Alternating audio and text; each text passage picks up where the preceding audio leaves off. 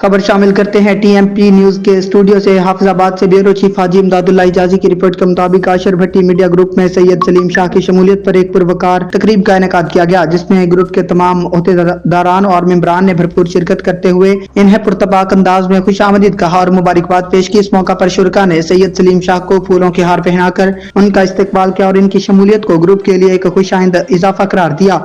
मुकर्रिरीन का कहना है कि सैयद सलीम शाह की शमूलियत से आशर भट्टी मीडिया ग्रुप मजीद मजबूत होगा और सहाफत के मैदान में मस्बत और मुअस्सर किरदार अदा करेगा।